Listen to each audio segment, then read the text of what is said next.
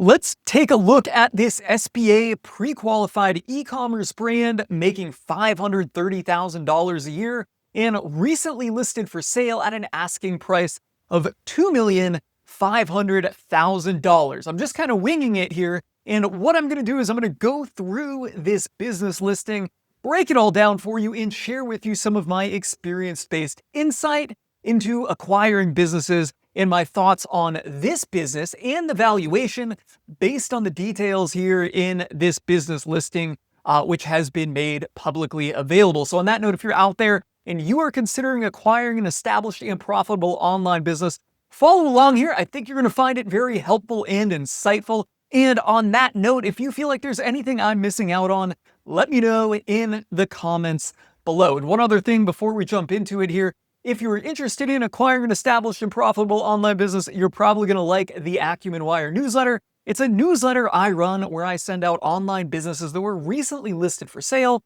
along with my quick take on the business and a focus on established, profitable, and time-tested businesses. I'll put a link below to acumenwire.com somewhere around this video so you can head on over there and get signed up. Now, let's jump into the listing. As I said, I'm winging it. I have not looked at this listing at all. I know nothing about this other than what is on the screen in front of me. So I'm going to skim through the teaser and pick out what I feel like are some of the key details. I'm not going to read it word for word, and then we'll kind of unpack and talk about it. And ultimately, I will share with you my opinion on this business's valuation. Now, some of you guys out there may have already done the quick math and seen that this is listed at nearly a 5x valuation. Based on the annualized earnings, your most likely annualized earnings. I'm making that assumption considering everything I know about this online business brokerage firm that sent this out. This one is by Website Closers. These are typically annual numbers, and it's an 11-year-old business, so most commonly, on an aged business, they will be an annual number. Anyhow, quick math, $2,500,000 divided by 530,000. It's going to be a little less than a 5x multiple. Pretty close to a 5x. We'll round it up, call it a 5x, because mentally that's how we're all thinking about it. I know that. All right.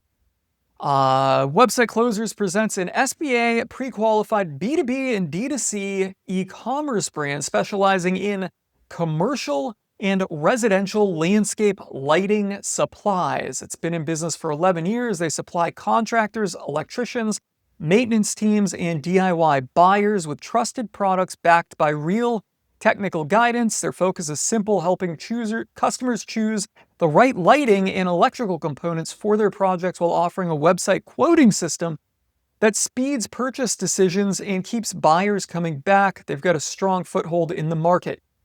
They call out some details on the SBA pre-qualification. We'll come back and talk about that.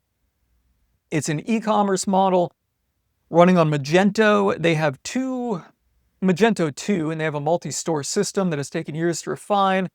Been around since 2014. They have 20,000 items and access to more than 100,000 additional SKUs. So that's a lot of SKUs there. Let's see. Their quoting engine converts high-value jobs with custom quotes often exceeding $1,000. So that's our average order value. We'll make that assumption. Owner spends roughly 20 hours a week overseeing larger quotes and vendor alignment, has 3 full-time employees, 5 full-time contractors. Here's an actual average order value, $756. They've got a lot of repeat customers.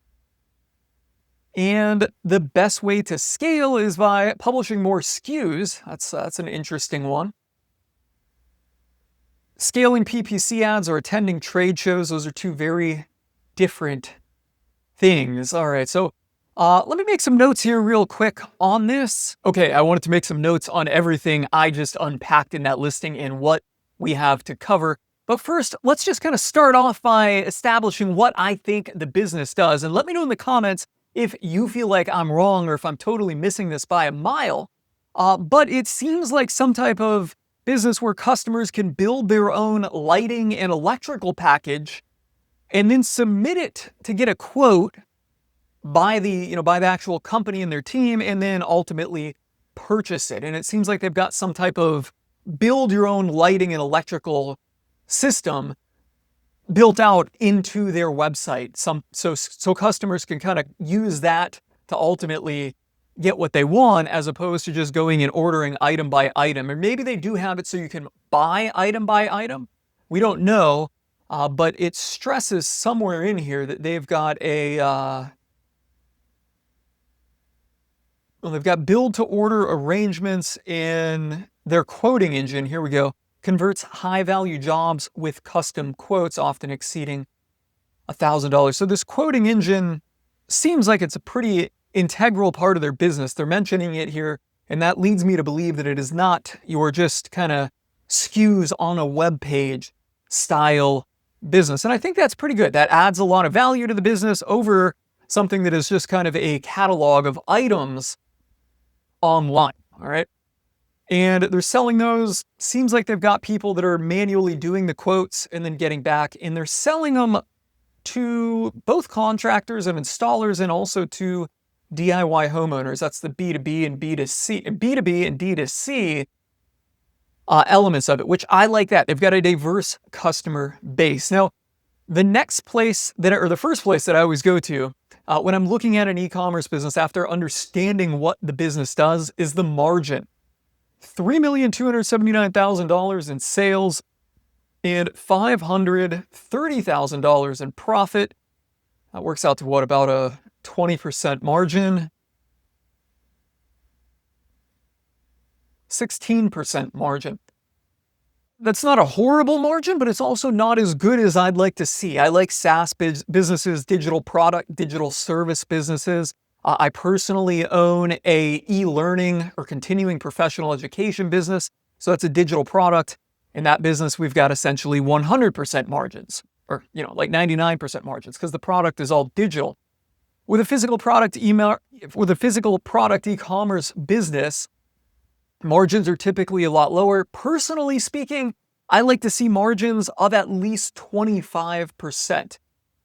The higher your margin is, the more room you have to fiddle around and kind of drop the ball, so to say. Margin is comfort and safety. In this business here at 16%, you're operating pretty tight. That said, I have seen some very large, high volume e-commerce businesses that go a lot lower than this, and they're, sustainable at like a 5 or 6% margin. I wouldn't want to be in that business, but somebody who's out there making a ton of money in it.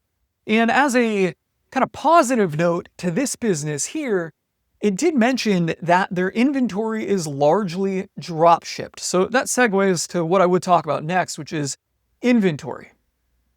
Because they've got 20,000 items and easy access to 100,000 more SKUs. That's a lot of items. It's a lot more than I like managing on a website. There's a lot going on there. It's probably done by data feed and all that, but still it can be complex to get all that working and make sure everything is constantly updated and everything is functioning right. And it's also a lot to spread your interest on. It kind of spread your attention thin. I don't know if I'm saying that right, but I find it easier to focus on just a handful of products. Maybe with this business model, it's project-based, so ultimately you focus on selling the outcome and then just kind of sorting out the pieces behind it. That would be very good. Anyhow, we're talking about inventory, 20,000 and up to 100,000. And one thing I want to know here is where this inventory is being held at, but they tell us right here that it is through drop shipping. And they mention a warehouse down at the bottom, right?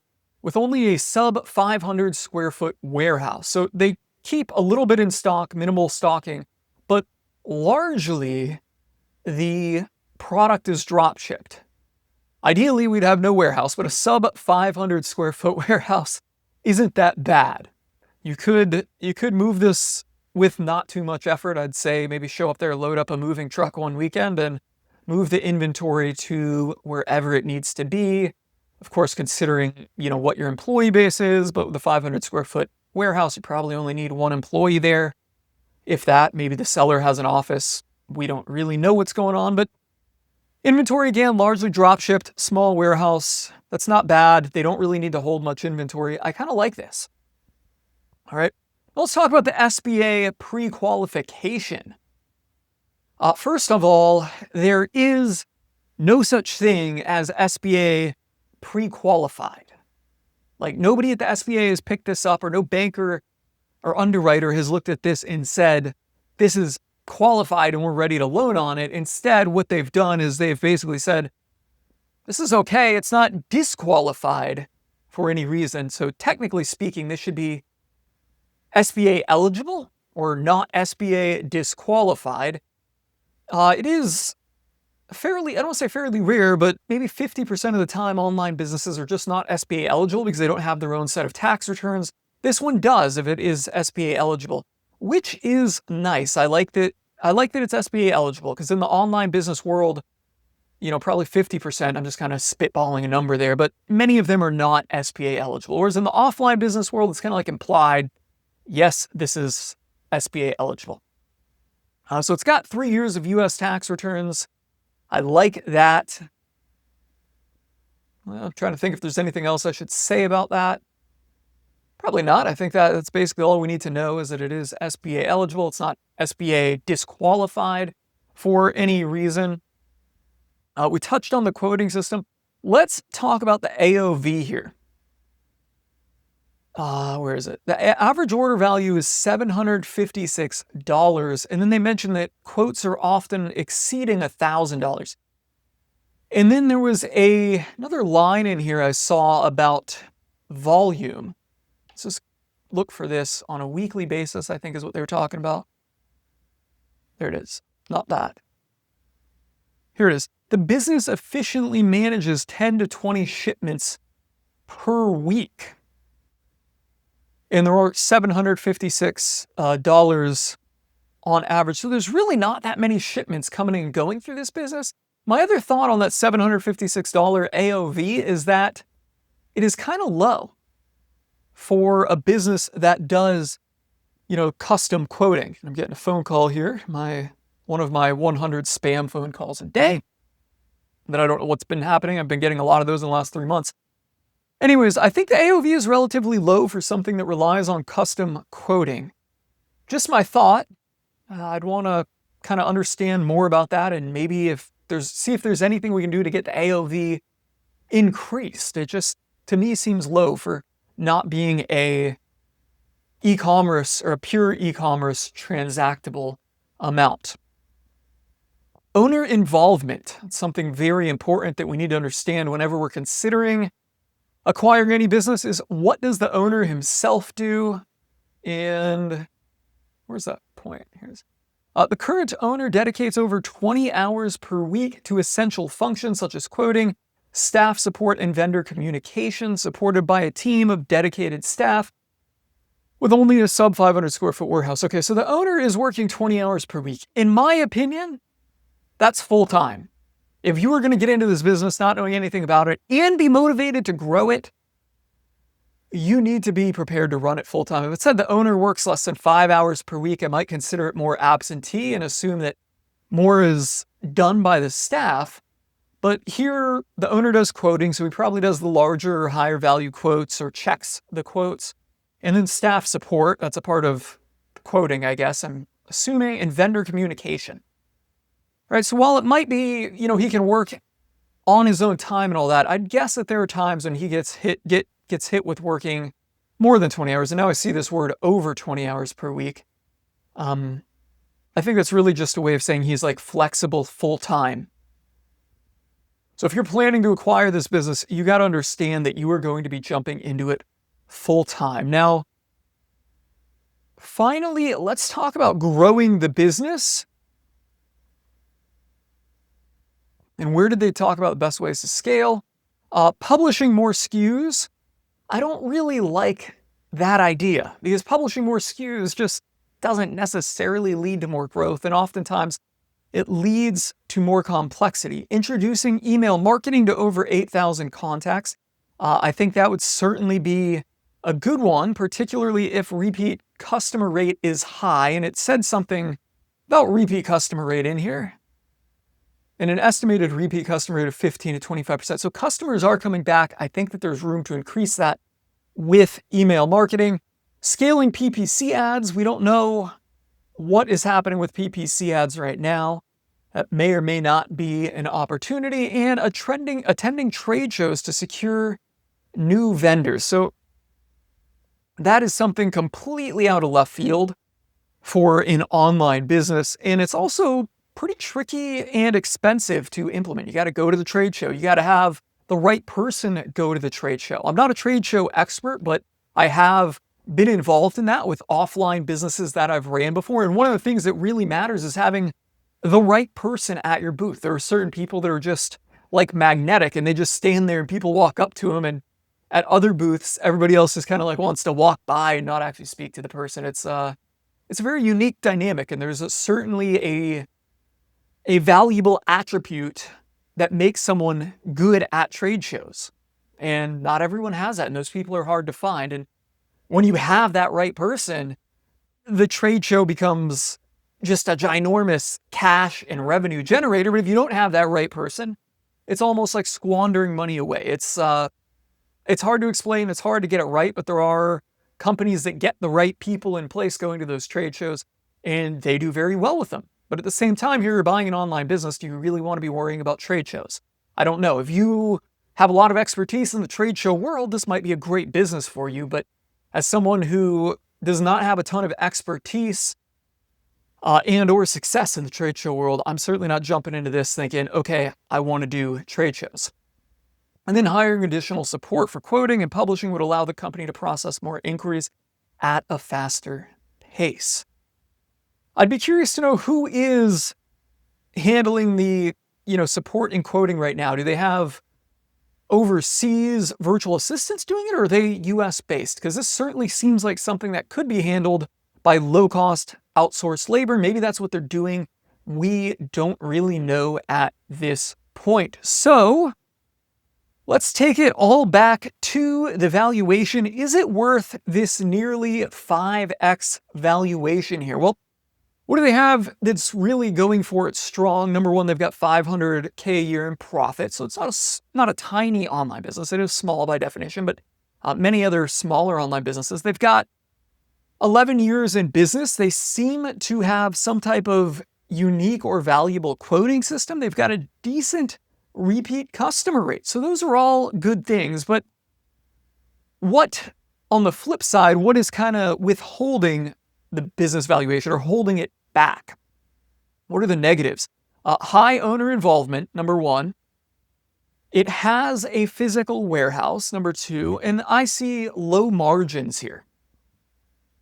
All right, so looking at things in the context of the market and other online businesses that are available at a 5x multiple, I could find businesses that have been around just as long, have a higher margin, lower owner involvement, nearly absentee, and also don't have a physical warehouse at a 5x valuation here.